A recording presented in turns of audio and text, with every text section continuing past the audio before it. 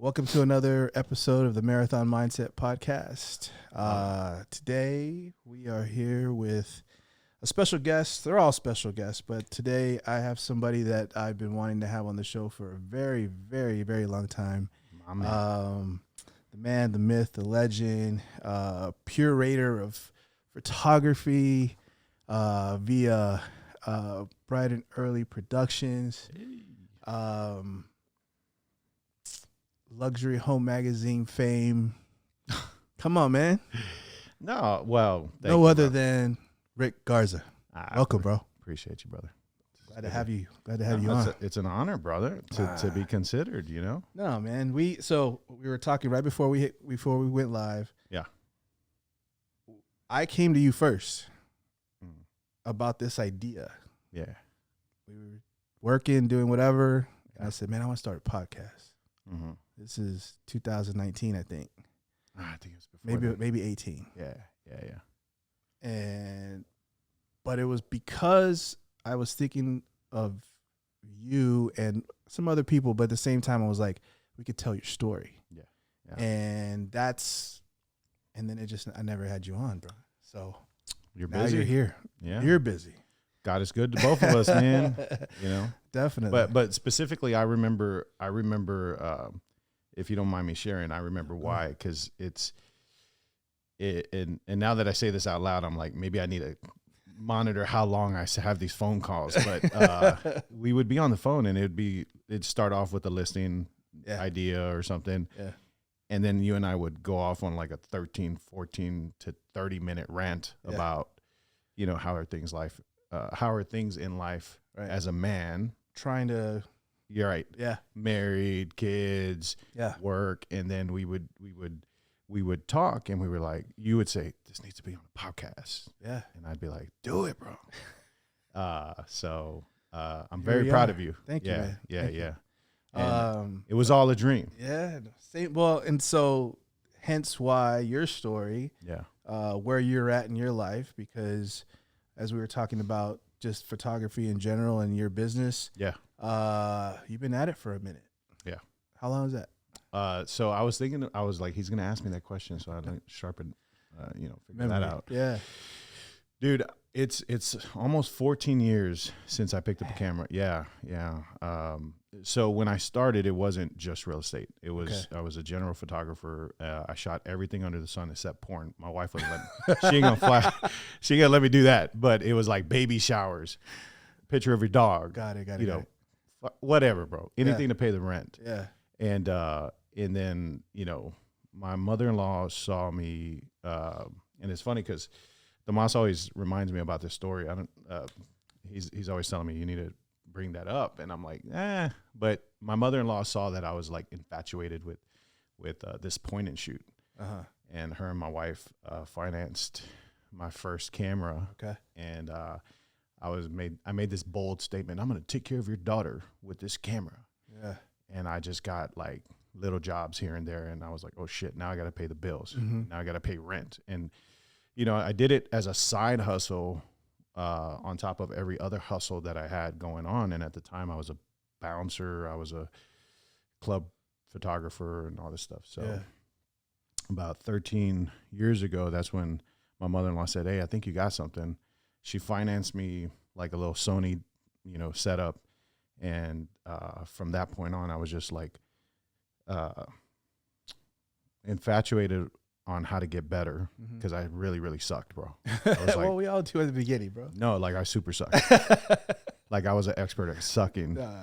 And at the time we had MySpace, right? So we had like, we didn't have YouTube videos on how to get better. Yeah. It was like, my stuff doesn't look like that stuff. Like, how do I get better? And portrait photography is totally different. But anyway, fast forward to about 10 years ago, I saw the need for real estate photography, and I was like super stoked into getting into this business because the way it happened, and maybe I'm moving too fast into this conversation, but my wife and I were shopping for a house. And she was dismissing all the listings that the realtor had which is a real good friend of mine. Okay. Am I No, jumping? I was gonna say based off photos. Yeah. So you know how you guys will send us like based off of what we're looking for. Got it. You'll say, okay, well, I'm gonna put that data into the MLS, and then this shit's gonna spit out like 10 options for you, right? So Claudia gets those 10 options, and it was like literally 10 options. Yeah. And she's looking at the photos, and all of them said 3-bedroom, 2-bath, 1,500 square feet, because at the time that's what we were looking for. Sure. And she's dismissing all of them. I got like 3 jobs going on, so I'm getting frustrated, and I'm like, yo, just pick a house, right? Yeah. And she's like, nope, don't like this one, don't like this one. And there was this one house that had vaulted ceilings, and it just, to me, it looked like it had a lot of potential, but I knew that the photographer was having a challenge with the white balance and the verticals. And I know that's like nerdy shit, but it's very important because what it does is it messes with your perception. Okay. And so you think it's an orange wall, and it's really not an orange wall. It's a beige wall with orange lighting. So I know you're not going to be turned on to that. Right. So that's why white balance and verticals and all this shit, again, that fascination with like, how do we get better? Right. So anyway, I was like, you're dismissing it because you don't like the photos? Yeah. I said, let me go see it. So I went to go see it, and I'm like, what this is a mansion. Yeah. And it was 1,500 square feet. Sure, So but it's not a mansion. So I took matters into my own hands, and I got my camera, and I started shooting it. And she goes, hey, is that the same house? And I was like, yeah, it's the same house. And she was like, no, it's not. And I go, yeah, I told you it's dope. Yeah. And so she saw it, fell in love with it. And I told the realtor, which is a really great friend of mine, I said, bro, why do y'all let this shit on the internet? This is a representation of $100,000 product, and it has shitty photos. And is it cool? Yeah. All right, cool. And anyway, so he was like, bro, I'm a realtor. Yeah. I do real estate stuff. I got a lot of other things to do. Right. And it wasn't his listing. He was the buyer's agent. Okay. You know what I'm saying? Yeah. So there's only so much that buyer's agents can do. Right. Their job is to show, right? And all this shit was going in my head, and I'm like, dude, that's a big problem. Yeah. But anyway, I saw a huge void, and I said, I want to step into that space, and I could never walk away. And you haven't looked back since. No, man. Because that's you said that was 10 years ago. That's when you started in the real estate. Well, 14 years ago is when I started shooting. Right, but 10 is when I started like saying, you know what, I'm gonna stay in. I'm gonna stay in this space. And then when Claudia left her previous job to work for us full time, that was like 8 years ago, and that's when Claudia said, "Hey, if I'm gonna come work for you, you gotta have your shit together. Yeah, you gotta like only do one thing. You gotta have income every week. Like this can't be a hobby." So she kind of straightened me out. Straight up. Yeah. No, man, and so I think that was about the time. Thank God for Claudia. Oh, thank God for Claudia. Yeah. Well, for wives in general, right? Like, amen. Yeah. They so no, I think that's about the time that you came on my radar, because that was the time when I was on my own, and I used to shoot my own because of that reason. I remember we had the other brokerage would have their in-house stuff, but it would take a week or so before they could get out there. And I'm like, I can shoot it, I can edit it, I can get them out and have the better pics. Yeah. As soon as we go live. Yeah. And then when I went on my own, I'm like, I can still do it. So I had like my own way of doing things, my own processes. But like your friend said, like that takes time, and it's other stuff. Like you got to edit, you got to shoot it, you got to set it up, all that. Let alone coach your seller. Yeah. Let alone all the other real estate stuff. Like work on the comps, and then work on the staging, and then work on the condition of the home. You know, so 100%. Hey, you got brown walls. This is gonna suck for showings. Can we lighten this up? Yeah. And it's funny, dude, because like now that I'm maturing year by year, I find that I'm more of a strategist than a photographer. And what I mean by that is like, so they'll call and say, hey, I need photos tomorrow. How much do you charge? And I'm like, slow down. Yeah. Let's talk about this. You know? Tell me more. I like it. I'm like, because it's not just about photos. It's like, you know, what's what kind of neighborhood is it? Is it gated? Is it a big enough lot to where you need to have aerials? Like, don't just hire me for photos because minimizing it. You're minimizing. Well, and also you're doing a disservice to your seller. Right. And so what I started realizing is like, it's a 5 to 8 hour process, start to finish. Okay. Because the discovery of what is the plan, like what time are we going to show up? You know, where's the lockbox? That's like maybe 30 minutes to an hour, Sure. right? Figuring out all that. But then you got the drive time too, right? And then you got the drive time from, and then you got the hey, my name is right. That's 2 hours, right? Yeah. Then you got the actual job, and the job itself is 2 hours. So we're already at 4 hours. Yeah. Then you got to back up the files, edit them. That's at 5 hours. Yeah. You know what I'm saying? Just for one house, right? So then, you know, if you got 5 hours, go ahead. Right. So what we sell is your time back, right? And the more I grow into this business, I help you leverage your time so you can do realtor stuff. And then my job is just to get better at that stuff. Yeah. You know, like try to make it as seamless as possible, dude. Because like I said, I'm an expert at sucking, and I've gotten a lot of feedback. Like, bro, you suck. The photos, this, the time, the turnaround, this, that, and the other, and so it breaks my heart. And then I go, okay, like, is there anything I could do about that?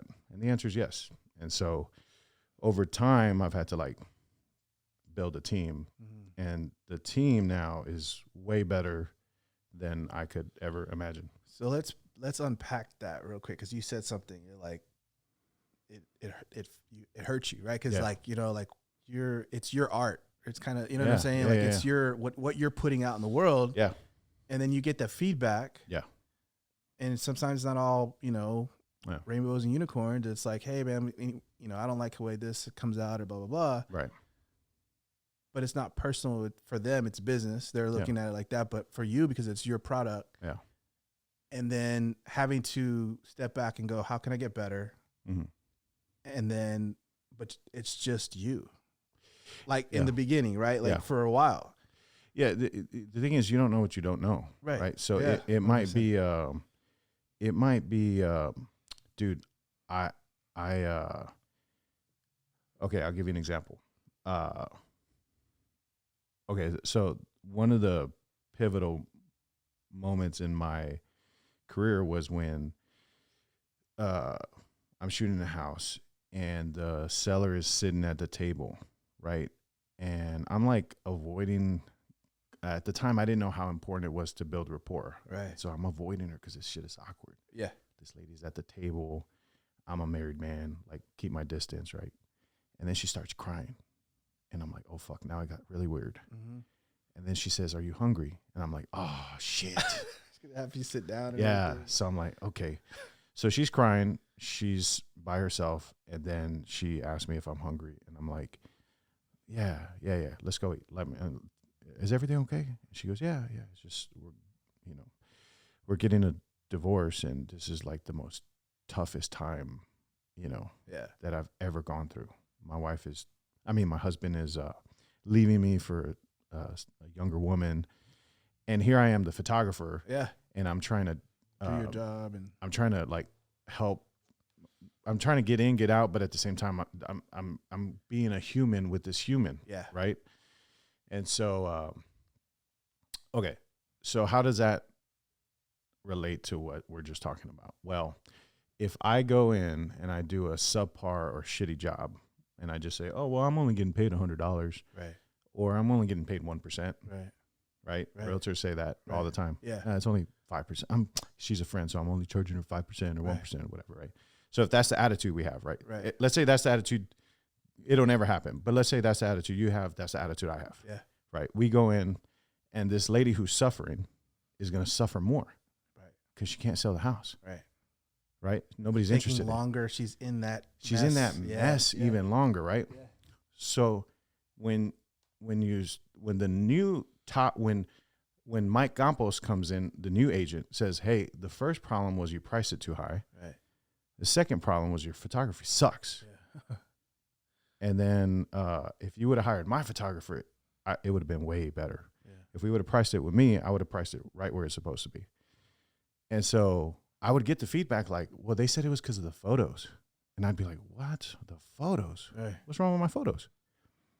And it's just, I wasn't aware of what I wasn't aware of. Like, I wasn't aware of, like, the furniture matters, Right. like the lighting matters, the too many personal items matter, the storytelling matters, like all of the stuff matters. And so if you take it personal, right. you're not allowing yourself to be exposed to a world that you don't even know exists, because you just came in to take photos, Right. or you just came in to list a house. And you're just going to get mad and just be like, oh, they don't know what they're talking about. I am the professional. Right. And you just don't see that there's a bigger picture. Right. There's like a bigger problem. There's like a bigger, which means there's a bigger solution. And the better you get at solving solutions, and you know this to be true as a realtor or just in business in general, your job is to be resourceful, as resourceful as you possibly can, to as many people as you possibly can. Yeah. You know, but then doing too many things, too much, you get buried in your own work. Oh, yeah. Yeah. And so, but that's what I was going to get at, was that you were doing it. You were a one-man guy on a show for a while. And then you started you had the company, and then it was like, I need more shooters. Well, it was editors. It was like, okay, how do I first master the thing? Right. The thing, how do I master the thing? Because apparently I'm all right. Yeah. But people aren't coming in, I think it's called droves, right? Yeah. People aren't droves? Is that, I think that's droves. Is it droves? Like people aren't saying, oh my God, Rick is amazing. Yeah. And it's just onslaught. Yeah. It was like, I had to I work for sale, sale. I had to shoot, and I had to, nobody was coming back saying, oh my God, this dude's amazing. Right. So I had to ask for feedback. Okay. And they would say, oh, it was good. And I'd be like, well, how come the house hasn't sold? Right. And then they would say, oh, well, the feedback is that you can't really tell the layout. And I was like, well, that's a photography thing, right? Or maybe I'm not offering solutions like floor plans and 3D tours and all that to help with that. Sure. So again, it goes back to how can I get better? And I can't take the shit personal. Right. I have to, even though I sweat, even though I burn my own gas, I use my own hours, I neglect my own family, doesn't matter. Right. How do I get better at the thing? Right. Then when you get better at the thing, and then people do start coming back, it's like, oh shit, I don't have time to answer phone calls and texts, so I need to hire somebody to help me with that. Yeah. And then I don't have time to edit, right? Because the editing is 3 hours. But you learned all this on the fly, because before, I mean, we're like you and I talked. We've talked before. We had other jobs. Yeah. This was entrepreneurship. Wasn't. We didn't go to school for that. Yeah. It was kind of trial by fire, but you're like, this is what I want to do. You had the fire for it, and then it's like, how do I get better? Like, what made you could have been like, I'm good with being mediocre. But so you know what I mean? it's funny because the thought that goes in my head when somebody asks, so how'd you get into photography? I'm like, bro, I was broke. I was fucking broke. I didn't have no money, and I didn't have stuff. I was going downhill, right? Yeah. Most literally. Mike, I have had, let's have some fun. Okay. How many jobs do you think Rick's had? Prior to photography? Yeah, Rick Garza, the stand-up guy that you just kind of gave me this badass warm intro. How many jobs do you think I've had? 10. Seriously? I mean, before 10 is a lot though, right? Well, I mean, because you were thinking about we're not saying our age on here. You know what I mean? Yeah. But Well, I mean, bro, 40, bro. 40. You counted? I have to, because I'm like, this is it for me. I can't do nothing else. Yeah. I mean, invest, yes, No, but I mean, career wise, yeah. I ain't jumping. I can't dabble in anything else. I'm a man now. My daughter's watching. Right. My wife is tired of my shit. Yeah. So I can't go oh, well, I'm going to try being an agent, or no, bro. This is it. Yeah. And so I've done my shopping around. I've dabbled 40 times. I've dabbled on careers or jobs, and I'm so grateful. I'm so grateful I have 40 jobs. Well, I mean, because I'm gonna tell you why. it's your path. Well, like in real estate photography, you get dirty as fuck, and you sweat, and I mean, like, but if you ever been a roofer, I was gonna say, like, yeah, and if you've ever been a painter, okay, shout out to my boy Ray, whose parents have been, they've been painters for I think over 100 years in the family, right? wow, And so they let me paint with them in the summer. mm-hmm. And if you've ever been a painter, you don't get dirtier than that, bro. Yeah, You've ever been a roofer and you almost fall off a roof, falling off of a pool, off the edge of a pool is kind of like, whatever, right? But my point is like every single job, every single experience, when I was at Sprint, I could see you selling cell phones. I was okay. I mean, like, because I say that not in a bad way. No. I say that I'm as proud of like, no. I say it like, because you have a gift of talking to people, right? And so I can see the sales part of it, but at the same time, like, just growing up in retail, so we all been there. And bro, the perfect people for real estate is like wireless, or car salespeople, because, well, the salespeople is because they're not afraid to door knock, sure, right? But when you're in wireless, bro, here's the thing: all your job every day is troubleshooting, troubleshoot, and then you don't get highly compensated for it, right? So troubleshooting is just like in your nature, right? Why doesn't this button work? Hold on, let me switch the antenna, or let me switch the battery. What the? Wait, hold up. And then you're just troubleshooting. Yeah. Yeah. So you know what I'm saying? So, but that's what we do, right? So imagine pouring into one of those guys or girls, right? Saying, hey, bro, I see you at T-Mobile. I see you at Sprint. I know what you're up to. I guess it's Verizon. No, T-Mobile is Sprint. Whatever. Yeah, T-Mobile is Sprint. I need to get a free case or something, charger. Name dropping. No, but I those jobs get, it's part of your journey. Yeah. Right. Clearing off a countertop at a listing, right? So one of the things that it's embedded in my process now. It's DTR. Yeah, DTR. What does that stand for? At the door. And if anybody starts doing this shit, you're gonna take I'll say you watch Mike's. You coined it. You watch Mike Campos' podcast. So it's at the door, take a tour, bill, rapport, right? So as soon as I'm at the door, I'm gonna take a tour and I'm gonna try to build some kind of rapport, because in a little bit I'm gonna ask you to move your underwear, and I'm gonna ask you to move some shit, and it's not gonna be comfortable if we don't have that rapport, right? Bro, that shit. Okay, the ability to clear off a countertop for my photo, right? That come from Bill Miller's. You know what I'm saying? Because I don't give a. I'm just like cleaning, bro. tables. It's like you have so many seconds before somebody bitches at you about tables, and they yell it. Like next time you go to Bill Miller's, when they tables, and then you're like, and you see the busser all fucking pissed off, like, God damn, I hate that motherfucker. But I hope you beep all this stuff out. Nah, bro, we're raw here, bro. So for me, I'm like, in my head, dude, I'm like, look, I know it looks like a lot of shit, but in like 2 minutes, if I go shoot whatever's ready, I'll give you enough time. I'll give you the grace you need to clear that shit up. And anyway, so all those little experiences, the troubleshooting. Hey, your car's out in the front. Oh, your car got a flat. You can't move the car.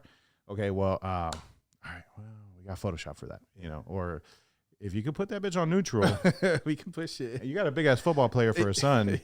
Like, I'm in no rush. Right. If you guys can roll that shit out, and that comes from like Verizon. I mean, that comes from the mobile, troubleshooting. It's like, there was one time where when I was selling cars, I had to go to somebody's house to get paperwork, and that was the first time where I left the corporate facility office, to go to somebody's house. Hey, I'm here to get the paperwork signed, whatever it takes to get a deal done. Right. So it's just like every experience, whether you know it or not, is going to serve you if you allow it, back to what we talked about earlier, where it's like, give me feedback so I can learn how to get better.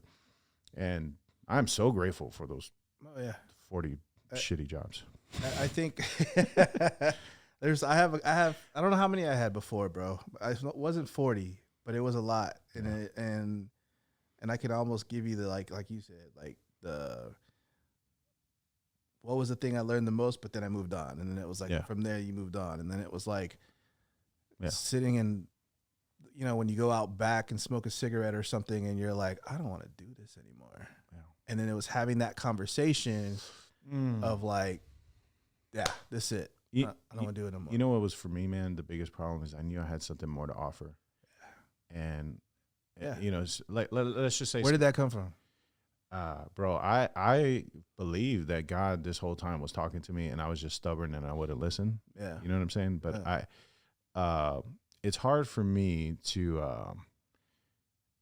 I don't know, maybe I got this personal challenge that I got to deal with, which is like believing that I can achieve anything.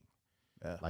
Like I have that challenge. I don't know if you have that challenge, but like I have a challenge believing that I could fucking fly. I could slam dunk. When you say you have a challenge, is it something that, like, you're saying, like, you have to like talk to yourself about it? I have to. Yeah. Like, for example, I was just talking about this. So in John Maxwell's 15 Laws of Growth, the chapter where he talks about expansion, he mentions, like, I'm trying to get you to shift your mindset from can I to how can I? Yeah. Right. From can I to how can I? And the first time I heard that, that's a great book, by the way. That's that, bro. That book is amazing. So anyway, so the first time I heard that, I was like, yeah, I got to switch from can I to how can I? Right.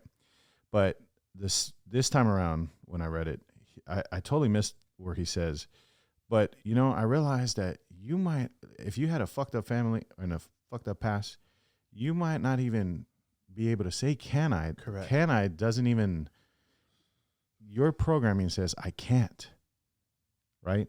And so that's what the realization, the self-awareness, that's where it was like, oh shit. Right.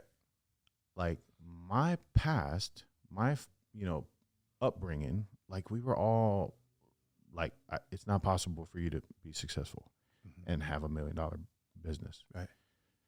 None of us graduated high school. So, and dude, it's just like, it's not any family member particularly, like, it's just environment in general, bro. Nobody says, bro, you could be an NBA player, NBA ball player, football player, millionaire. You could have a 6-pack. Right. And so the self-awareness that I have to admit, like the thing that I have to admit to is like, Rick, you need to start rewiring yourself, reprogramming yourself. So when you say, where does that come from?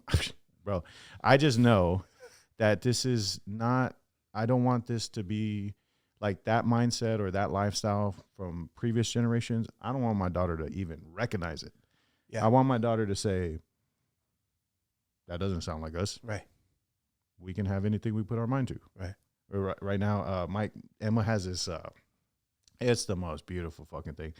And let me think of something else so I don't cry. Hold on. I fucking love Emma, dude. I know. Emma, dude. Emma is my bestie. But how old is she now? She's 5. Fuck, bro. She's just like me and Claudia at the same time. It's crazy. So she'll fall, bust her ass, bro, and scare the shit out of me and Claudia. And she'll go, I'm good. And then she goes, Daddy, it only hurts if you say it hurts. Dang. And I'm like, dang. I love it. Versus saying, I always fall because I'm clumsy. It's just in my nature to be clumsy. I'm so stupid. Right. So I cut that, Yeah.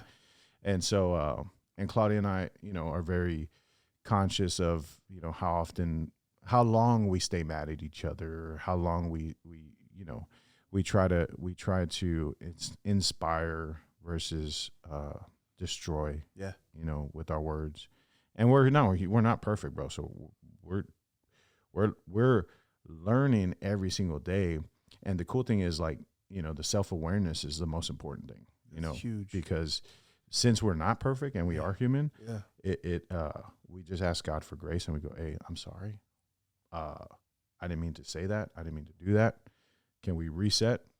And that's the same in business. Yeah. Hey, I'm sorry I fucked up that house. Yeah. You know, I'm sorry I turned it in late. Yeah. You know, and or whatever. You know, I can understand your point. I can understand your position, but I know I have more to offer. Yeah. Just let me work on that. Let me polish that up. But you have to humble yourself and realize that you're not perfect.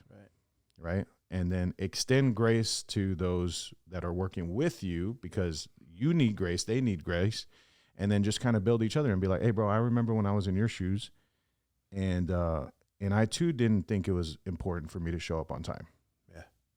I too didn't know. Or feel like showing up late and then, but going, whatever. Yeah. And not saying anything about it. Or I don't make that much of a difference. I'm just taking photos. Right, or right. I don't make that much of a difference. I'm the fifth listing agent. It's a self-talk, right? It's a self-talk.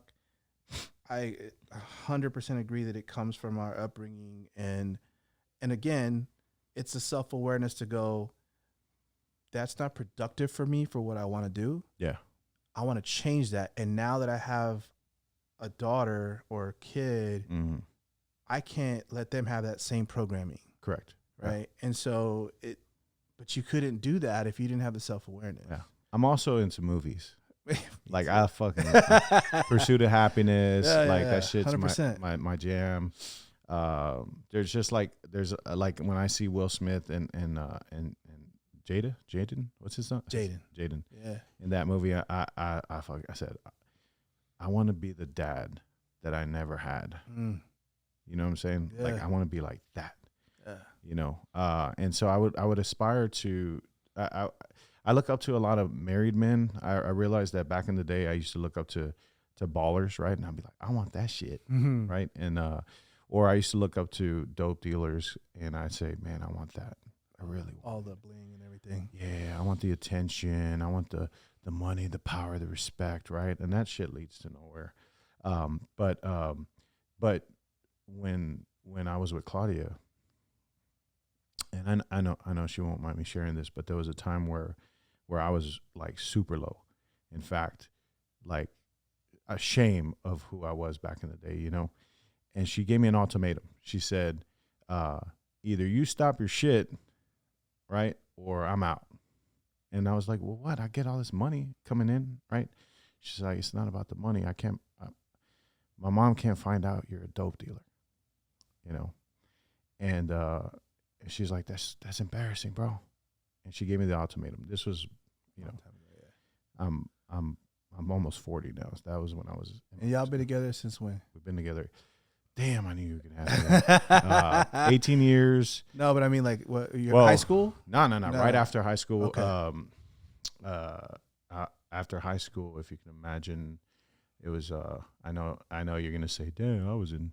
But in 2004, 2004 is when we graduated. No, 2003 is when we graduated, and we met in like 2004.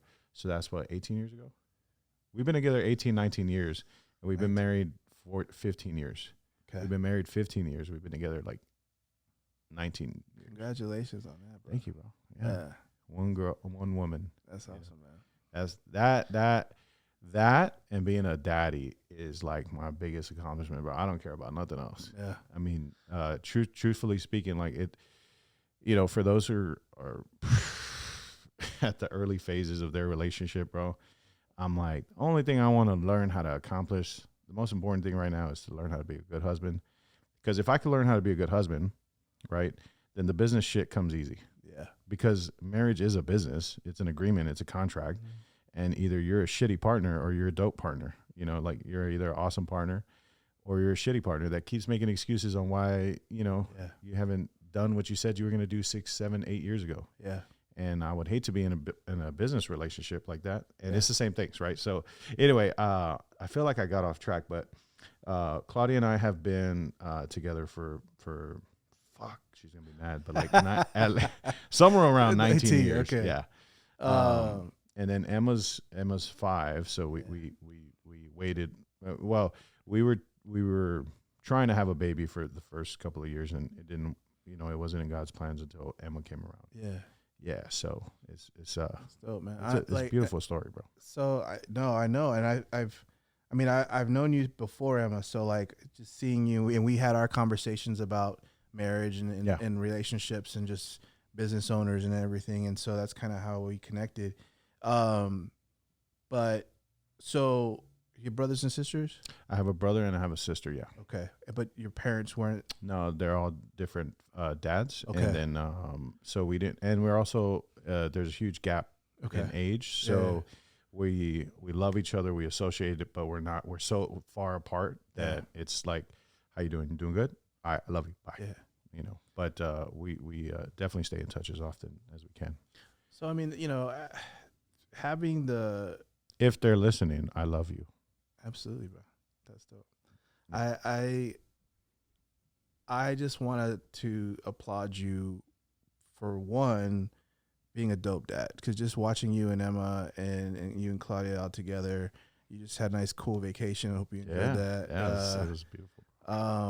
So just seeing through your social, of course, but just seeing that and knowing you, like I wanted to applaud you for thank you, bro. Coming from your upbringing and then doing the things that you're doing, and so that was another reason why I wanted to have you on, was because just your story, man. Like I think we've talked about it a lot. That's what most of this podcast is about, kind of your business journey, but at the same time, like the life journey kind of is the majority of it, right? The business part is just the business part, whatever that kind of leads you down, but it's the life journey of. Yeah, man, at some point you got to realize, like, you're going to go, and how do you want to be remembered, right? And then do you want people to remember you as a guy that just take, yeah, or was he always giving, and then I just, like I said, I wanted to, more than anything, and I have to pay homage to Tomas Martinez, because he is like, when I literally was working in a furniture warehouse, and one of the 40. Yeah, one of the 40 is like job number 37.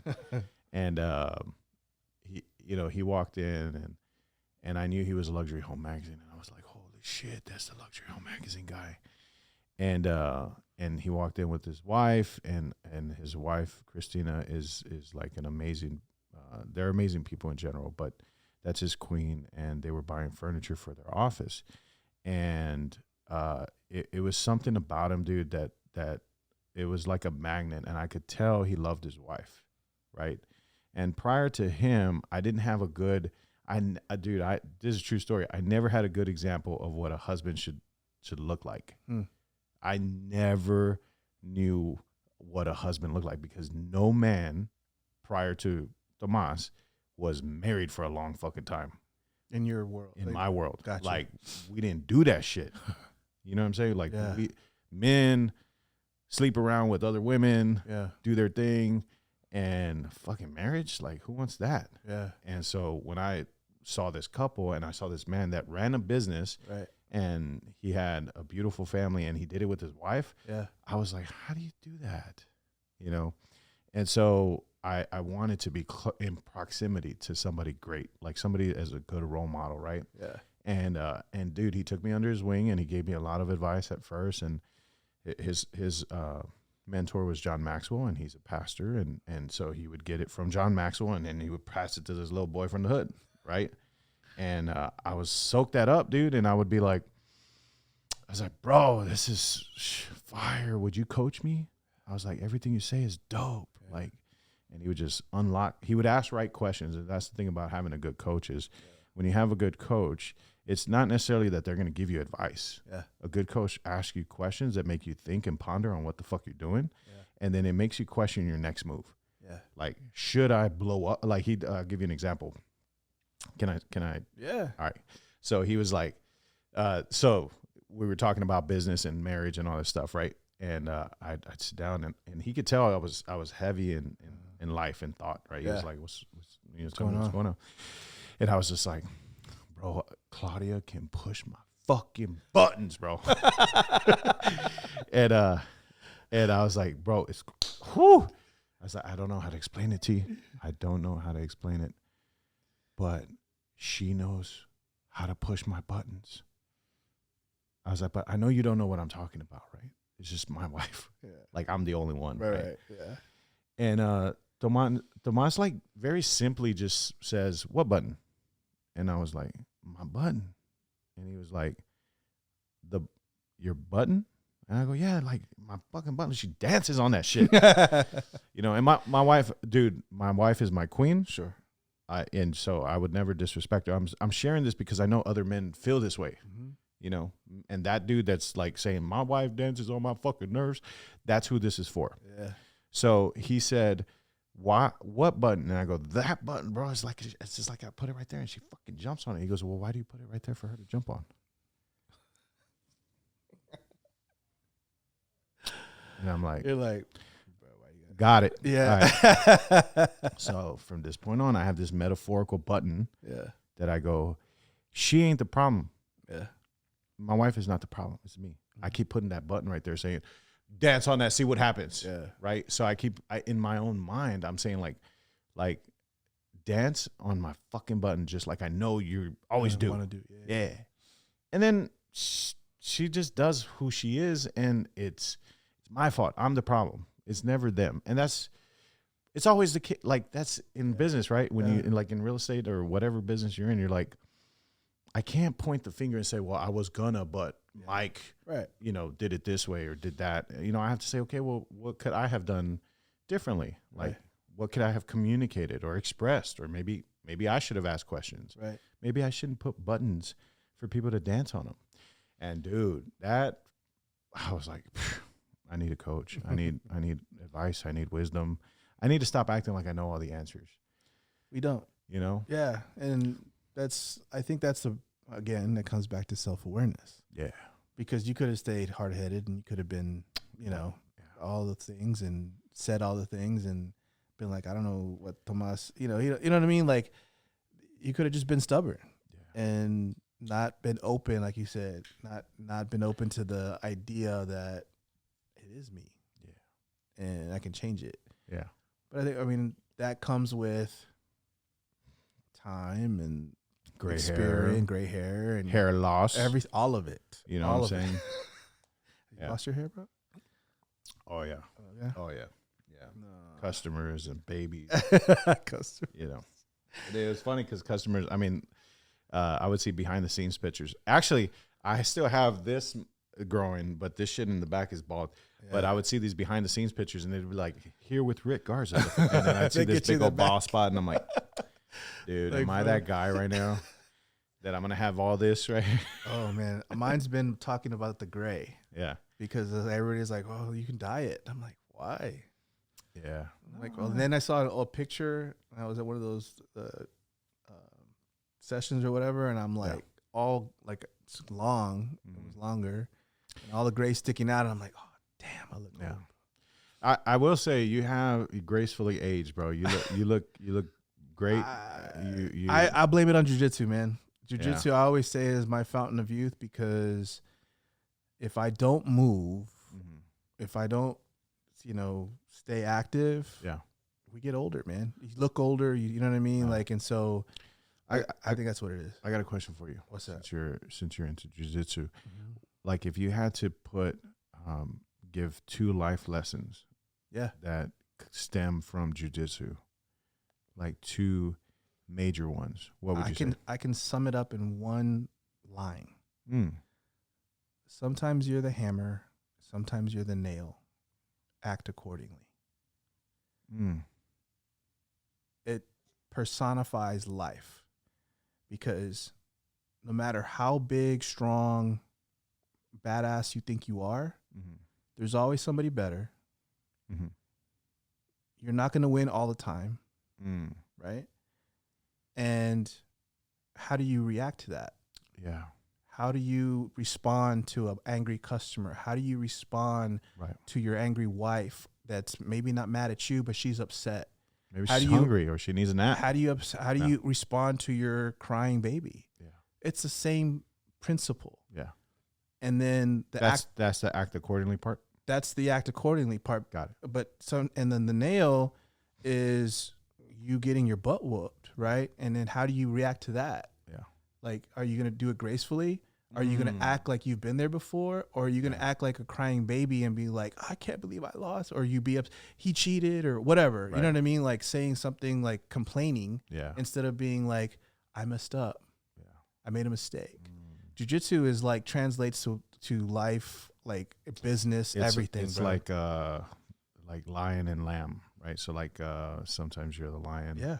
And you have to act accordingly, right? But you don't act like an asshole. Right. And I'm not gonna like play around with it and whatever. I'm gonna consume it for what it is. Right. And then if you're the lamb, it's like, well, like how can I die gracefully? Yeah. So I know I'm gonna be sacrificed. Right. Yeah. And so it's the same. It's 100%, bro. And don't act like a little bitch on the way. Right. To the.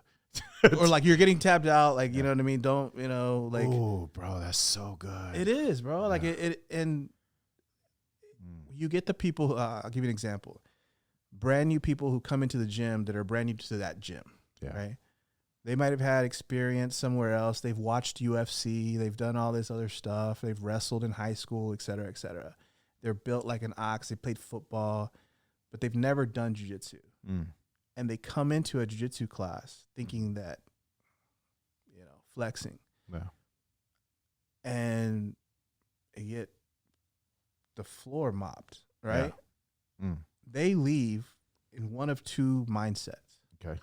One is they go, damn, that sucked. I got to come back because I got to keep learning how not to let that happen again. Right? Open mindset. Today I was the nail. 100%. Yeah. Or they leave like pissed off that happened and I don't understand how that happened. Mike was trying to show off. Right. Or saying something else and they never come back. I'm going to go to boxing. Or another gym and see if I can beat up them. Yeah. So or the mat. Right. Was slippery. Yeah, it was slippery. I slipped on the mat. Or my shit was too tight. Yeah. So, yeah. I mean, it's funny because when Julio started, he knew I did jiu-jitsu, but he'd never done it before. And we were in a truck one time, and he says, "I think I can take you." And I said, "I got the key to the gym." He said, "Okay, let's go." So he was in the truck with me. So does he do jiu-jitsu? No. So I drove him to the gym, and he's pretty in shape. He's in shape. He works out every day. Yeah, and so that's why he was a young buck. He got that confidence of youth. He's got that smile. Yeah. So we went to the academy. I called my professor, the owner of the gym. I said, "Hey, I'm bringing my coworker." He goes, "Have him sign a waiver. Just make sure he signs a waiver." And I said, "Okay." Because there was nobody there. It's just gonna be me and him. I told him I'm not gonna do it in front of anybody, but we'll put the gi on and Bro, I choked him so fast, but I let him. Like we were, doing a thing to show him. Yeah. And then, was able to take it. I swear he was sore for 3 days afterward because he was like, he was muscling, right? He didn't know what to do. He didn't know how to defend, and at the same time, he's trying to just push off. And then after you have somebody who knows how to control the weight, and so he was like, I mean. It wasn't to be a bully. It was like, let me just show you what this feels like, so that way you know what the nail feels like. And go, hey, I need I don't say those things, or maybe you know what I mean. Because in jiu-jitsu, not that I have any experience besides binging on Facebook, like when somebody's kicking somebody's ass. But in jiu-jitsu, if I'm not mistaken, you're working. You're using their weight against them, their force against them. So not as much. It's not as like Aikido would be using their momentum and stuff, but at the same time, jiu-jitsu is like a ground, like anything on the ground, right? So like most fights in a street fight, they're gonna end up on the ground at some point, right? Like you're gonna try to box, but then sometimes they're gonna fall on the ground. That's where jiu-jitsu kind of lives, right? Is that why everybody's always on the floor? Yeah. Because it's not a striking art. So what's UFC fighting? Is it a combination of a bunch of other shit. Wow. So mixed martial arts, right? So it'd be like wrestling, judo, jiu-jitsu, that's why boxing. They start up here, they box a little bit, and the guy who wins typically is on the ground. Well, he's a Makes, especially UFC. UFC is a top level to where they're good at all of those different martial arts. Yeah. So they can go anywhere the fight goes. But the reason why I started jiu-jitsu was I could still come to work because I'm not getting punched in the face. So that was why I started it, because I was like, well, I could do this martial art. It's cool. It's on the ground. Yes, I could get my arm broken, or I could, you know what I mean? I got to tap, you know, but I'm not getting. Because tapping is being submitting. It's submitting. It's like saying, hey, like right now, you got it. You got me. You got, and then you just start over. That's a great analogy. That's a great, like, hey, bro, just tap. Tap. If you don't fucking tap, I'm gonna break your arm because I don't know how much to go. Right. Yeah. 100%. So good. And so it's cool because then you're just like, okay, you got me. Yeah. Let's start over. Reset. And then reset, and then we go again. Versus and then, crying about it or quitting. Or whatever. It's just so good. And how long you been in jiu-jitsu? What is it? Probably as long as y'all been married. Get out of here. Seriously. So 2009, 2008. A black belt, brown belt? Black belt. Get out of here. Yeah, I got it during COVID. Yeah. Really? Yeah. I mean, it's probably the longest I've done something besides real estate. Now I'm really proud of you, dude. No, seriously. Because I remember, talking to you about it, but I didn't know you were freaking black belt, dude. I mean, it's just something I stuck to and was like, I enjoy it. It's an accomplishment because you go, twice a week? Right now, like two, yeah. Yeah. Still badass. I would like to be in the bar with you when stuff pops off. Not that we're going to be doing a lot of time in the bar, but. No, but it's funny because, like, it's like one of the like famous black belts that, people know. They're like, he's like, now that I know all the stuff that I know, like, nothing ever happens. It's just so weird because you're so cognizant of what's going on around you. Yeah. And maybe you don't want to be in those situations and you just kind of understand it. But I could imagine that you have such a peace knowing what damage you could do if you needed to. It's such a peaceful state. Like for me, one of my biggest fears is shit popping off. Yeah. And I haven't hit a guy in like 20 years. Right. So have you ever had that dream where you punch somebody and your punch don't do shit to them? No. You're like, and that dream, they just go, ouch. Yeah. Right. And then they turn around, mess you up. Yeah. Like I actually have those dreams every now and then. And so I think that if I was confident in my, then I wouldn't have those dreams so we had Tomas on here. No way. Yeah. I didn't know that. Yeah. So good. So you should. What did you train? I know he boxed or he trained boxing with Tony. Right? Yeah. You just trained with him. Well, his focus went to the Iron Man stuff. Yeah. And then he got 6 packs, and we can't be friends after that. If you have a 6 pack, and more, it's like the he's got a mission, bro. You should see he's so focused. Yeah, like bro, his energy. I when it comes out, you'll see it. But I was like, he's like, I offered him coffee. Eyes wide open. He was smiling. Like, no, I can't have that. You don't want to see me on that. And I was like, okay. Great guy. So, but that's good. So, let me go back. Let me regress a little bit. For sure. You're editing. I don't care, bro. Let's start all over. So, talking about your business. Yeah.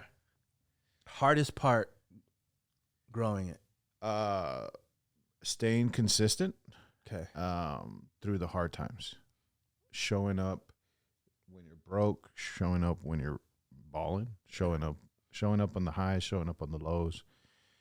When COVID happened, everybody, it was interesting because for our business, it picked up because that was the only way to see a house was visuals online, right? Right.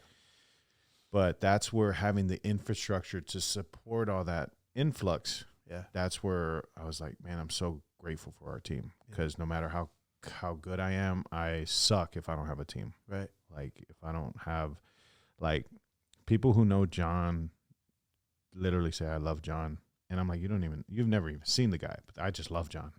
He texts me all the time. Vin. Who's John? John is our booking manager. He's the one who runs my life, so that way I don't run into shit. Okay. He's like, you want like he's the one who takes the calls, books the appointments, says, hey, I know you wanted this guy, but I got this guy. You know, this guy got a flat. I'll be there. He makes it happen. Okay. Now, is he in-house or is he virtual or what? Well, he's our Philippine brother. Okay. You know, he's been with us, believe it or not, 5 years, 6 years, I think. 5 years for sure. That's cool. Yeah, he's super dope. Yeah. Kid's got a good heart.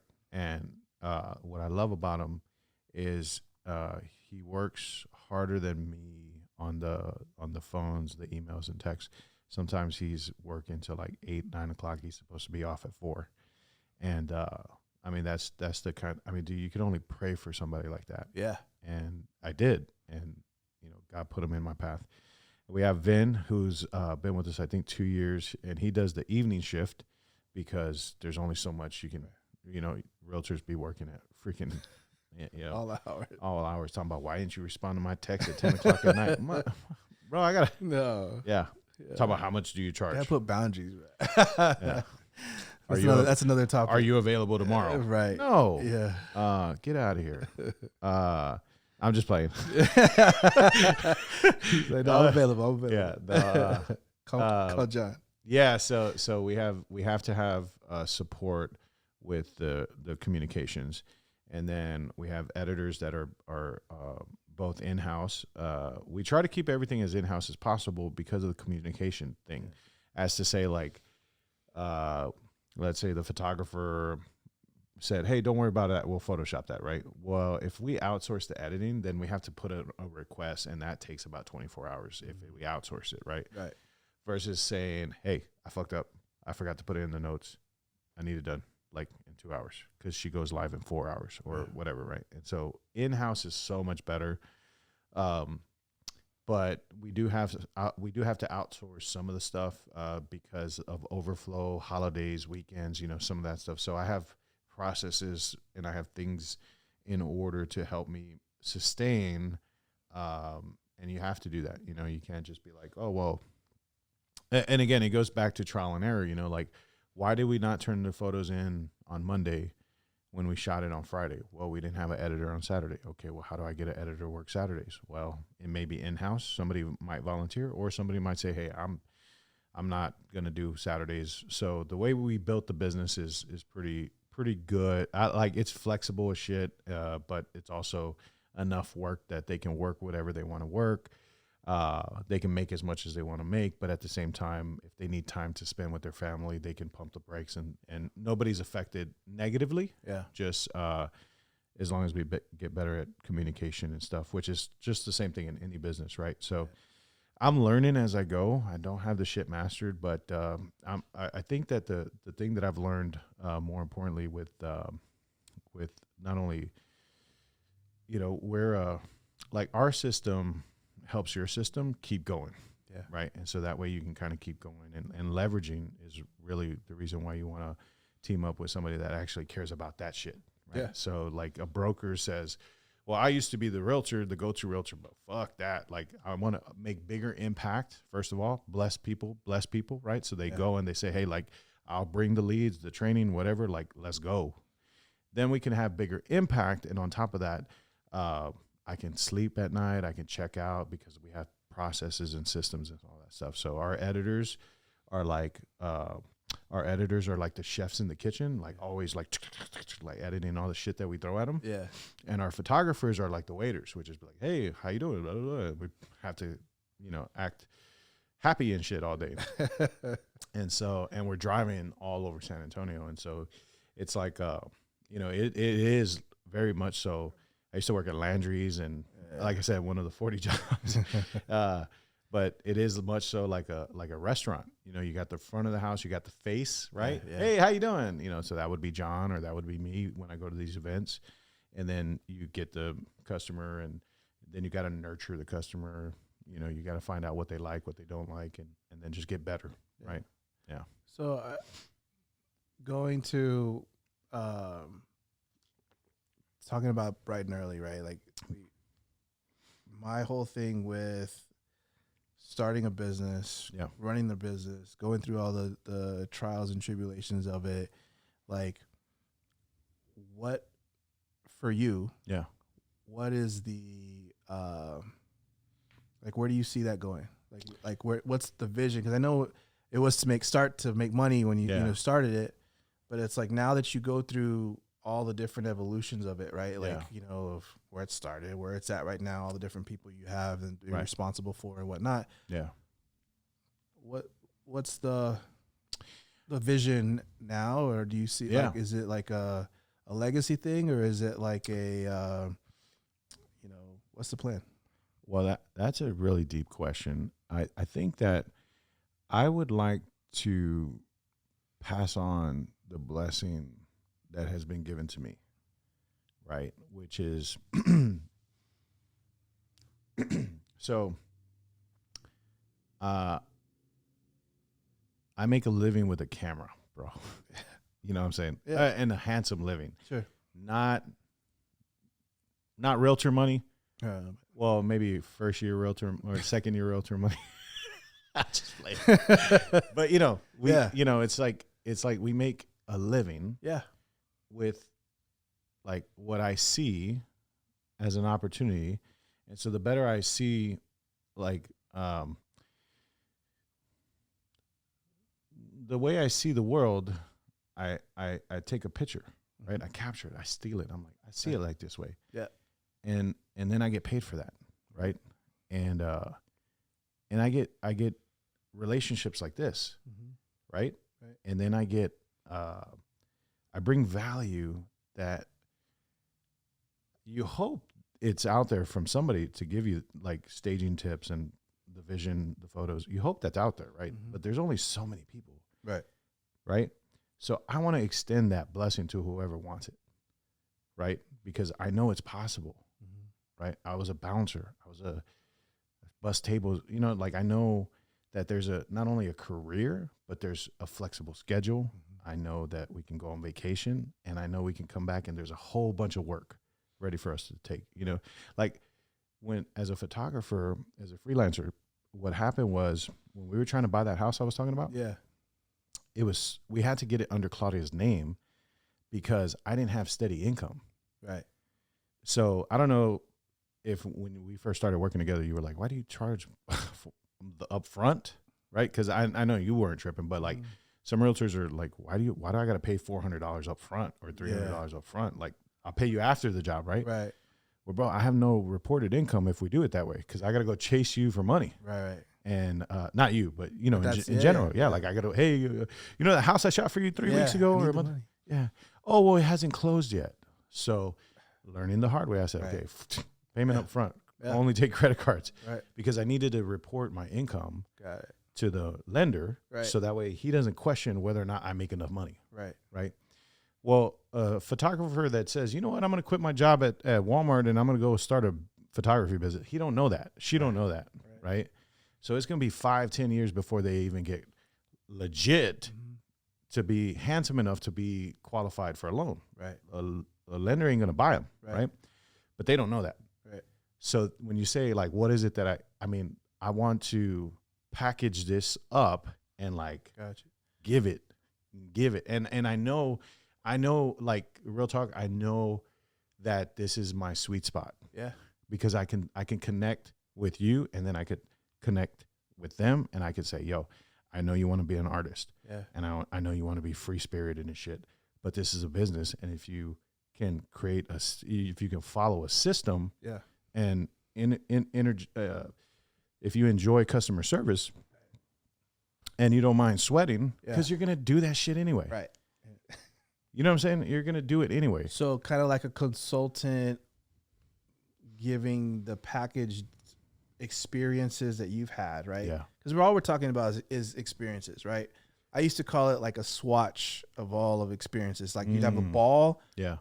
Kind of like a blanket that your grandma made or whatever, but like that. But it was this ball of all these different patches of life that you've gone through, right? Yeah, that's what we're talking about. So you have this vision of like I want to package it up, nice little bow, and be like, look, whoever wants to, because I can show you the way. Yeah, because God gave me the wisdom that I have. He gave me the challenge. He gave me the path, right? That in this particular field, right, like it's different than portrait photography. right. It's different. It's not like you can take your cell phone pictures and put it on the market and hope that it sells, but you have to marry so many different intricacies. Like you have to think like an agent, but operate like a professional photographer. And then you have to show up on time, and hopefully you're in uniform, so that way when the cops come because you set off the alarm, you could be like, "Hey, bro, I'm a professional photographer." Like, you know, so it's like all these things to think about, right? And you can go try to do it on your own, and you can do it on your own, right? Like you can go be an agent, or take longer. Yeah, you can work for this brokerage, and I got you. I will shorten the gap of the learning curve for you. Yeah, I will lessen the blow. Right. And then plus, if you want to buy a house, you're going to be able to buy a house quicker working with me than doing it on your own, because you're a freelancer and you pay your own taxes, and hopefully. And, you know, here's the other funny part to being a freelancer is that, like, even as a realtor or any business in general, when you start your business, you're trying to write everything off. Right. Because you're like, fuck, I'm going to pay all this taxes. Right. So what I did, right, is like my first 3-4 years, I wrote off as much shit as I can. Right. Yeah. And that's another reason why I couldn't buy a house, because your income shows. I was like, shit, I made $70,000 this year. And he was like, well, why'd you only report 12? Yeah. And I was like, well, shit, I had to buy the camera. And so you write everything off. And then for like the first 3, 4, 5 years. And that right there, my friend, is when people break and they go, okay, now I got to go back to corporate. Right. Because I can't figure this business thing out. Right.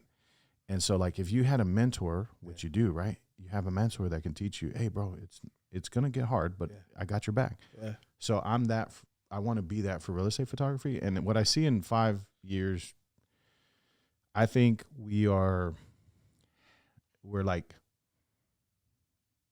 I think we're, you know, maybe 50 deep, you know, 25 photographers, 20 or so editors, you know, we're in.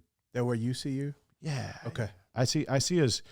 I like to think like Gary Vee once said, I'd rather go deep than wide. Yeah. Right. And because the thing is, like, San Antonio is growing always, right? Yeah. Texas is growing always, right? So if I can grow with Texas, you know what I'm saying? Yeah. Like, I'm good. Yeah. I don't have to branch out to Florida or whatever. Like, I'm good. Texas got my, like, we got, like, it's got my back. Speaking of that, like, you don't just do San Antonio. Like, you travel, you've done commercial stuff, you've done. My furthest penthouse that I went to go shoot was in Hawaii. Yeah. You went to Hawaii to shoot a California several times, Arizona. So that's just part of the hustle mindset. Because you just, whatever the work takes you. Mm-hmm. It's like, you know, okay, so there's a certain level of skill required to execute certain jobs. Okay. So some people can get their ass kicked by a yellow belt. Right. Yeah. Some people need a black belt. Yeah. To kick. So I'm like, I would consider myself like a black belt in real estate photography. Yeah. 10,000 hours. Yeah. Oh, yes, minimum. Yeah. Like I have done this. I've shot every day literally for 10 years. Yeah. You know, so well, more. Yeah. But so let's say, for example, in California, you have let's say you have a $6, $7, $8 million house that for whatever reason can't sell. Right. You have a commission that justifies my rate. Right. Over there. Yeah. If you call and you're like, hey, I need this level of skill, but the guy that I normally use is on vacation or something. Right. And I say, okay, well, here's what it would take for me to go do it. And they'll say, psh, yeah. So that's why a lot of times, you know, nowadays, you know, photographers are starting to come up, and there's a little bit more accessible to find a professional guy, you know, but back in the day, it was a little hard. It was a lot harder to find the same equivalent. But once you know a guy that knows a guy, if somebody says, hey, I need an expert in Houston, I'm a solid, reliable guy that they could say, hey, I know a guy, and it makes sense for them to take me out to Houston or Cali or whatever, at certain price points, like 300,000 and under. Of course not. 500,000 to $1 million, maybe. But $1 million and up. Like, so how much was the house in Hawaii? So this was a few years ago, and it was like $2 million. So only $2 million. Yeah, but imagine finding a dope media crew in Hawaii at the time. Okay. You know that. How long ago was that? I would say at least 3-4 years ago. Oh, okay. Yeah, but I went to Hawaii. That was dope. California, Colorado.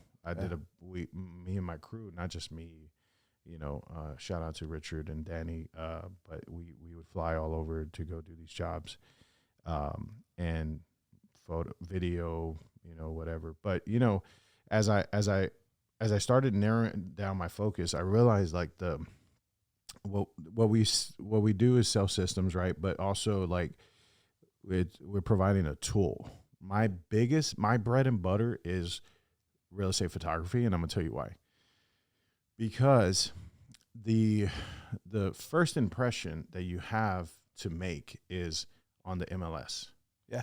So you throw these images on the MLS, and then it syndicates. Hopefully, if you got your systems in order, it syndicates to hundreds or thousands of other real estate websites, which the most common ones are Zillow, Trulia, Realtor.com. Yeah. And so you have your first 5 photos that people are going to go, ooh, this is the one that I've been looking for. Or they're going to be like, I can't, what. So that is like the most important thing, hands down. Mm-hmm. The video is how the house feels, right? And how it looks all around the house and the lot. Right. You know, when you have an aerial and it's orbiting around the lot, you can see, you know, the shape of the house, the roof, the solar panels, the size of the lot, how close you are to your neighbors, and that's helpful. Yeah. When you're flying through the house with the video, you can see, oh, this is how the living room lands into the kitchen. Yeah. And so the better the video, the more you can feel it, right? Mm-hmm. But the photos are still the first impression, right? So it's like I've always preached, like, make sure that you know and your seller knows that that's the meat and potatoes, or the buns and the meat, and then everything else is like the lettuce, the tomato, the you know, everything, the fries, the type of soda, the presentation, like everything that we sell is like it's like an icing on the cake. It's the cake. It's the first layer. It's the second layer. It's the foundation. You know, so you pick and choose what's best for you, or you ask for my recommendation, and I'm gonna tell you. Yeah.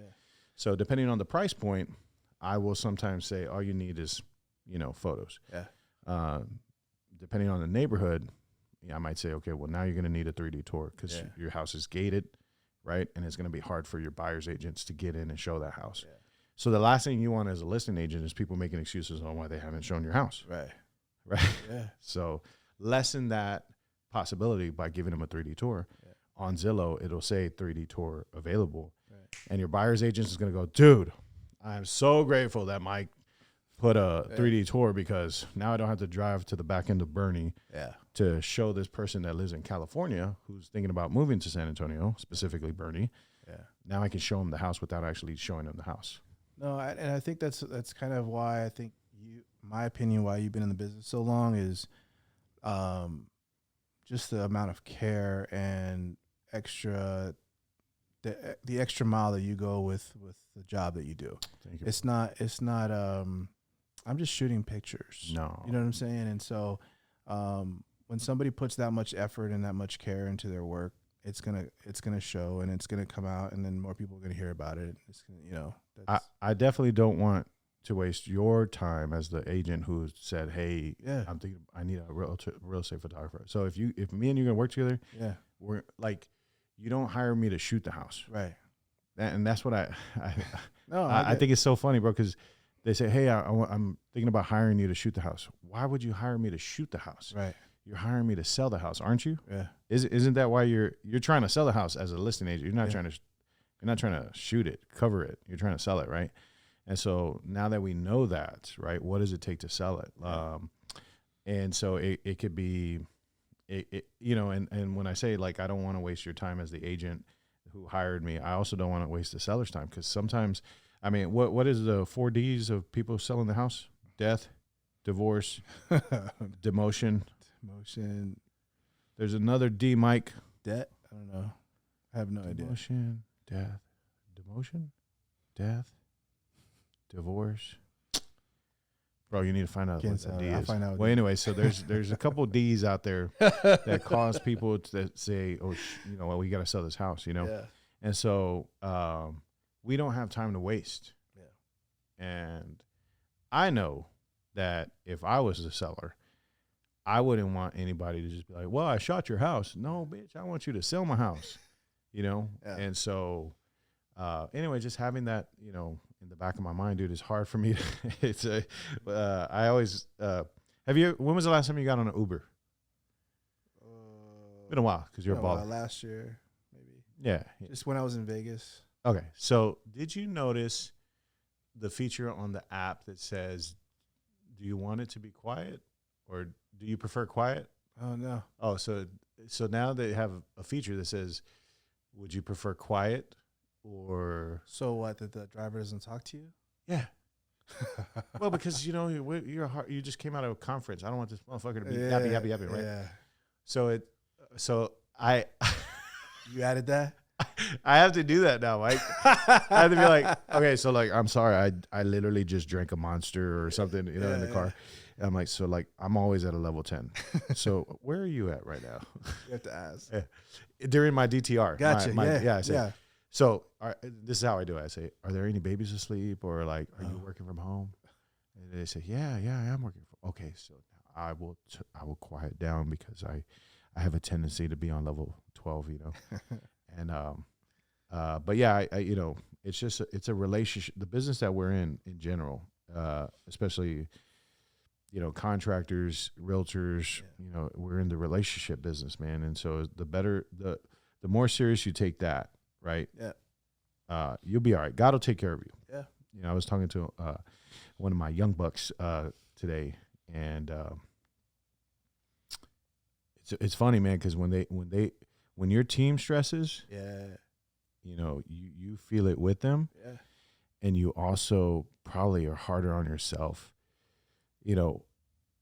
because you're like, man, I so want them to be successful, and I think I want them to be successful more than they want themselves to be. Like, I want it for them more than they want it for themselves. So I go home and I cry about it and shit, But I was talking to him today, and I was like, bro, don't just ask God for peace. Because this is what you need the most. Right now you need peace in your heart. Right now you need clarity because you need to know what's the next best move. Mm-hmm. And I can't give you that. You can't get it from your wife. Nobody can give you that. Right. You got to get it from God. And ask him for wisdom to be cool with whatever, right? Which is that hammer and nail, right? Yeah. Because if you're broke, or if you're stressed, you're gonna learn how to be still in that moment, or you're gonna learn how to get out of it because you don't really like it. Right. I don't really like being broke. So let me figure that out. Right.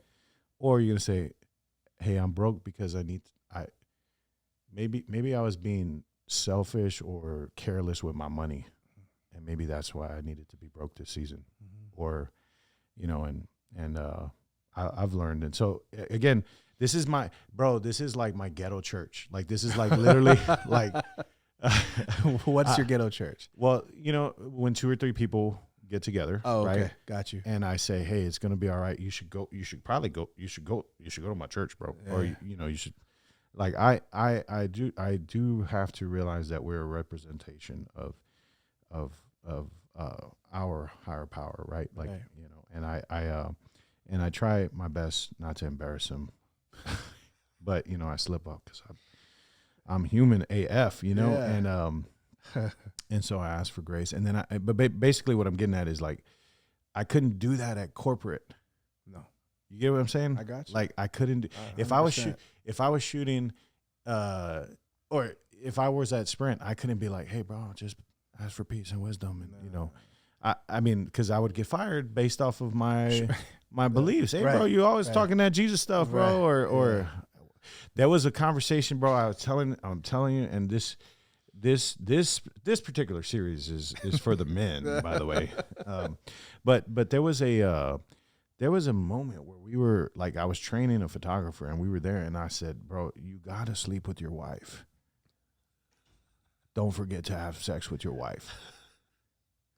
And then it dawned, I was like, what the fuck am I talking about? But it's because when you're in a relationship for so long and you got all these priorities and all these responsibilities and you got you neglect the intimacy, right? So of course I'm taking it out of context and it sounds funny, but I couldn't do that at corporate is what I'm saying. No. So when you ask like, what do you mean by your ghetto church? I'm like, well, this is my channel that I'm able to do that. It's funny because, you know, we're talking about jiu-jitsu and people ask me, they're like, so why do you continue to go? Why do you, you know, and I'm like, the gym, the jiu-jitsu gym, the mat. Yeah. That's my cheers. At the bar? That? Yeah. The show. Yeah. Where everybody knows your name. Good. Yeah. I walk in, I know everybody there. Right. Yeah. There are people I want to be around. Right. Yeah. We when in between rounds we're ghetto churching. Yeah. Right? Like we're talking about what's bothering fellowship, you know, what's going on. Yeah. And I might say something to the person that they needed to hear that. Mm-hmm. And then we go back to choking each other. Yeah. You know what I mean? But at the same time, like that's my ego. And when back in the day when we were dating, you know, Jen and I would, you know, I was like, well, would you rather me be at the bar? Yeah. I'm just at the, you know, yes, it's 2 or 3 hours out of the day. Yeah.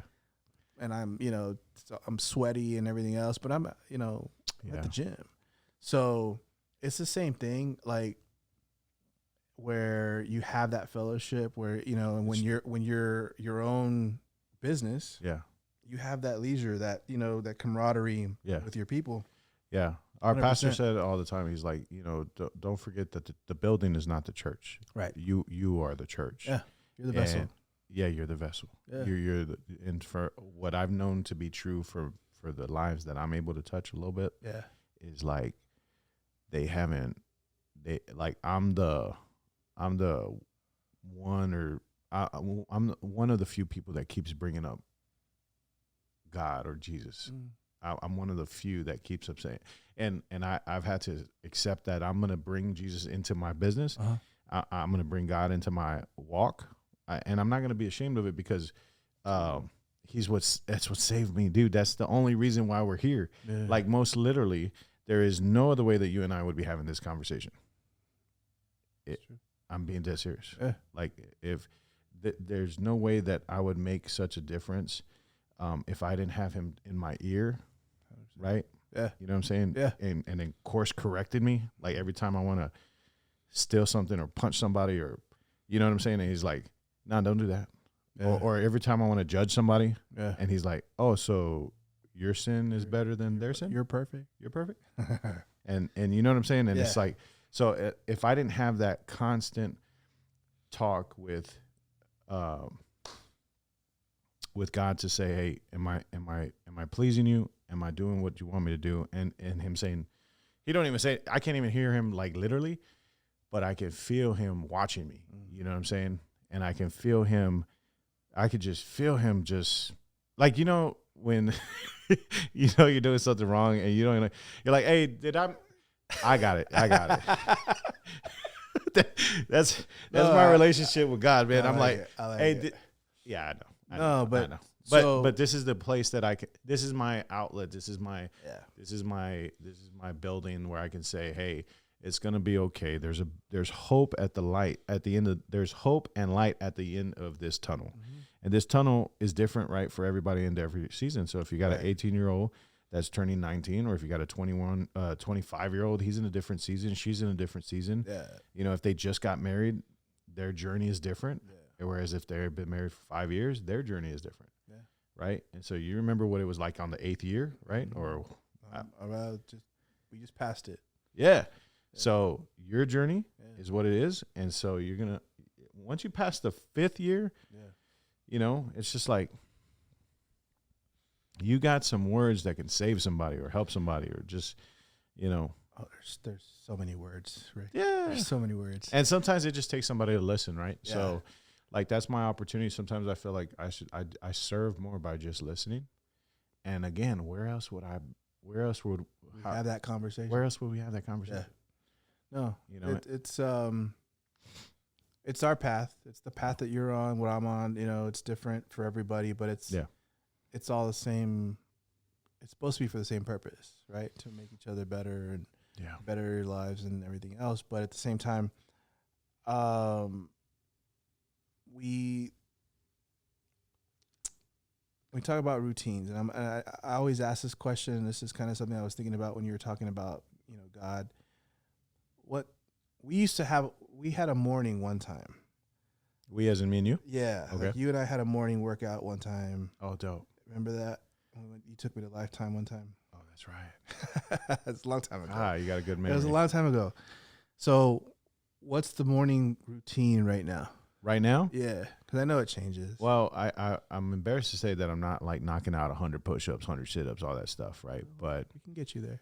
The morning routine for me, okay, which is 100% all the time, is I wake up and I find little things to be grateful for, because my world is very noisy and very busy, right? Yeah. And it's easy for me to find things to be ungrateful for. It's hard for me to find things to be grateful for without focusing intentionally, like deliberately. So like I get to go, thank you, God, for Emma. Thank you, God, that she's on the bed. Yeah. Thank you. Like we're going through the season where she doesn't want to sleep by herself. And so I go, thank you, God, for giving me a daughter who wants to be with her parents. Thank you for her feeling comfortable. Thank you for her feeling comfortable next to her dad. It's going to change. And hey, bro, but it could be different. True. You know what I'm saying? Yeah. Thank you for my wife being there. Thank you for the wife in general, my ugly fat ass.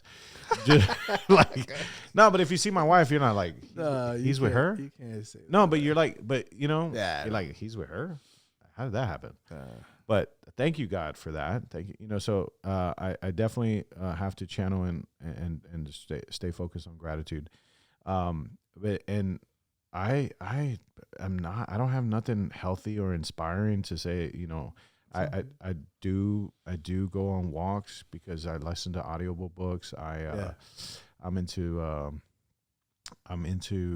personal development books because it ain't gonna come to you just naturally, right? And I'm not that stoic to where, like, I'm just like, So like I mentioned earlier, John Maxwell's a good book, a good mentor.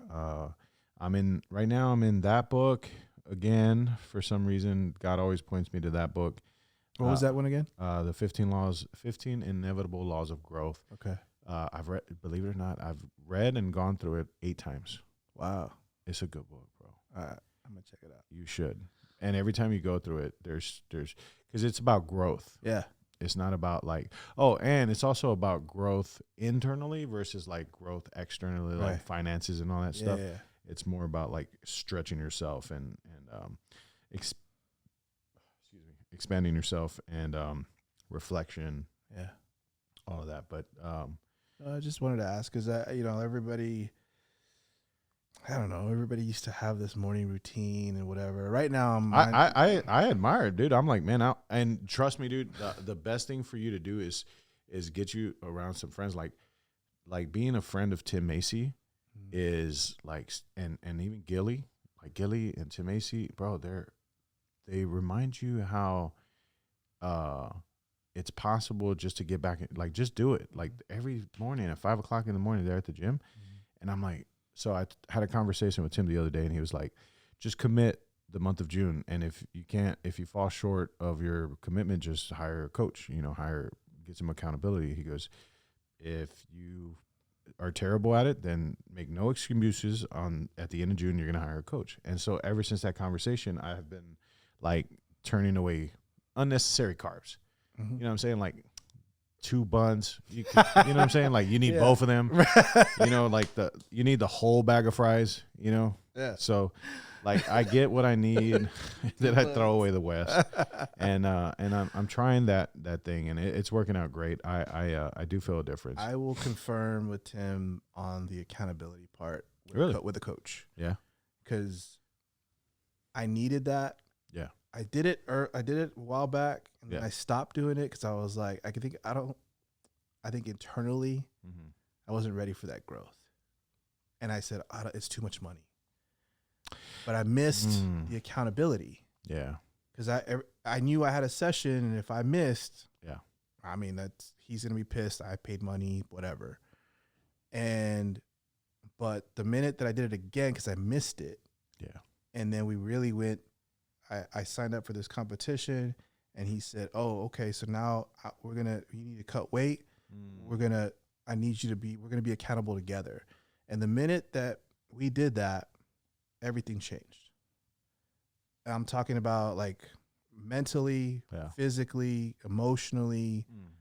It's the last 6 weeks I've been on that, and literally, dude, like it's that account of like our relationship changed, because it used to be just a 2 to 3 times a week.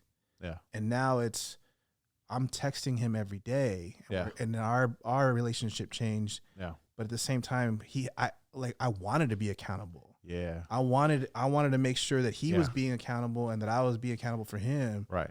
And it just like you did it together. There's a saying, it's and I'm probably paraphrasing it, messing this up, but it says everybody has accountability.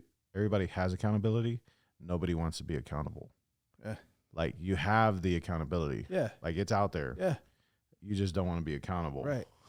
And you make excuses for it. Yeah. And I'm speaking to myself, because I'm like I said, dude, this would be great knowing that we talked about this back in, the 6th of June. Yeah. The 6th of June. Yeah. And I would love to say, bro, that's the day that I like took that stuff seriously. And since that day, look at I lost those man tits. I'm going to start texting you. All right. Every day. Please do. I'm going to text you. I actually, not to negatively berate, but like I'm up doing it. Yeah. So that way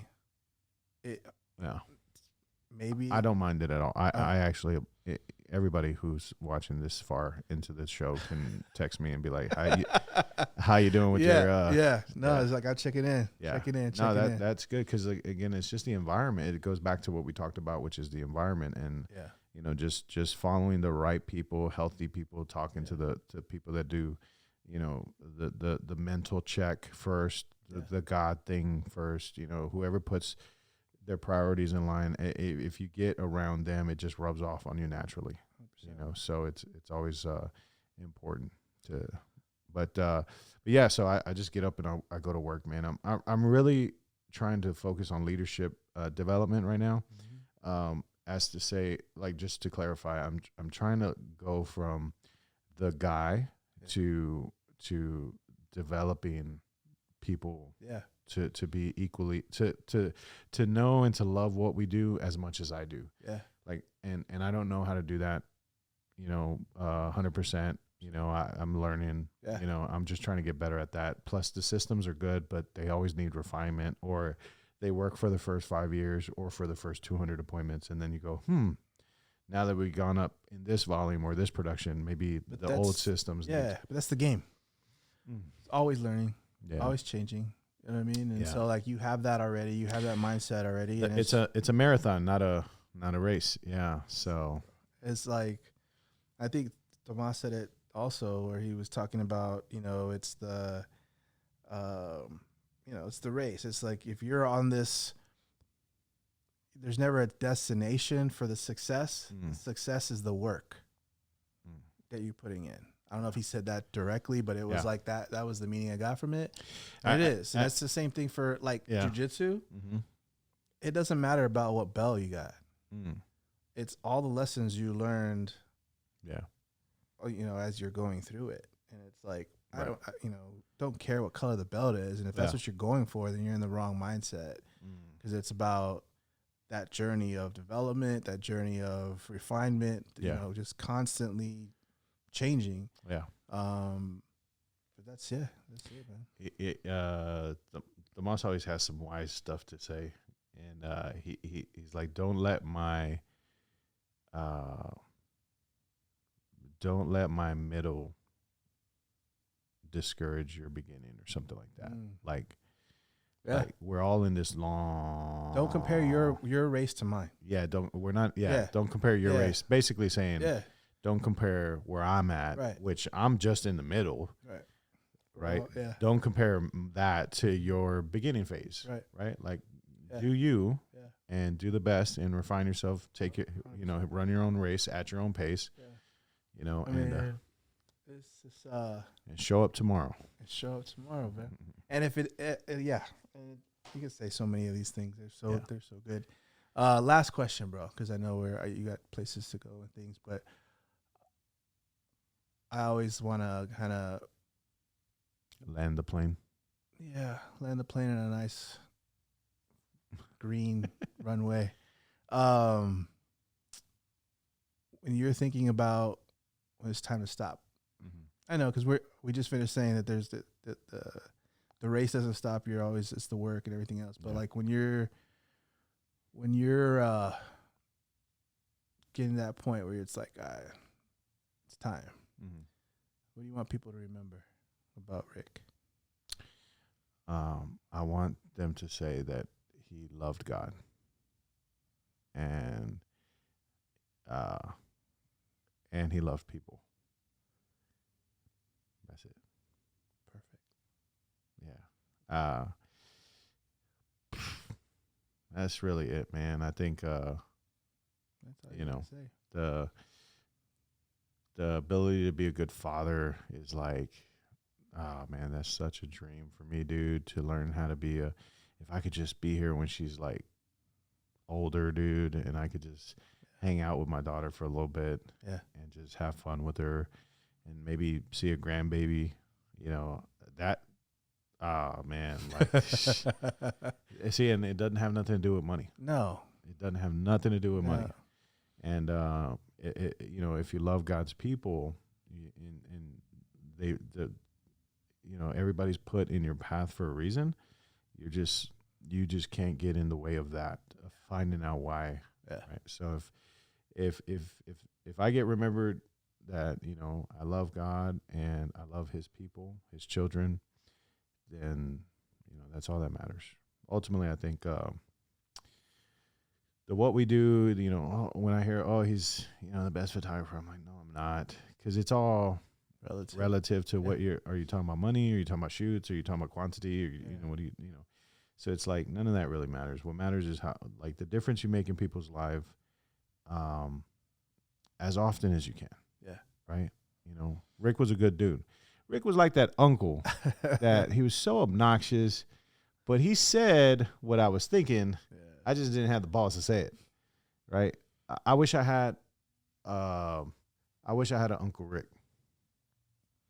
You know what I'm saying? You being the vessel and you doing the things that you're doing, other people are going to have that Uncle Rick. And by the way, I did have a cool uncle. I mean, when he was saved, I remember saying, oh, here comes Roger with that Christian stuff.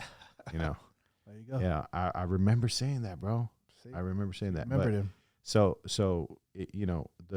I had that uncle, right? Yeah. I just want to be that uncle. I just want to be that dude. You know what I'm saying? I see it, man. Thanks, bro. And hey, I appreciate you. Oh, pleasure was mine, brother. Where can people find you? On Instagram, it's Rick Garza the Photog. On Facebook, it's Rick Garza. I guess that's how you find people on Facebook. But the company name is Bright and Early Productions. And man, I'm the bearded photographer, real estate photographer. It's easy to find me, bro. Yeah. I literally got it tattooed on my arms. That's dope. I thank you. I wanted to put a face to the work behind the camera, and tell your story. And I'm glad you. This was cool, man. Appreciate you. I appreciate you considering me to hopefully add value to your movement, because this right here is a channel which takes time, energy, and effort, and it takes courage, and that courage is something that you are stepping into every time you do this, right? So I know this is a challenge to make happen, right? And you're doing it, and you've done it, and you're showing up, right? And sometimes you're the hammer, and sometimes you're the nail, and either way, you're doing it. You're great. This was a great interview. I hope I contributed to your movement. The fact that you got that saying out of me, because that's my favorite saying, and the fact that you tied it in, that I love that. So love you, bro. Thank you, brother. Appreciate it. Love you too. All right.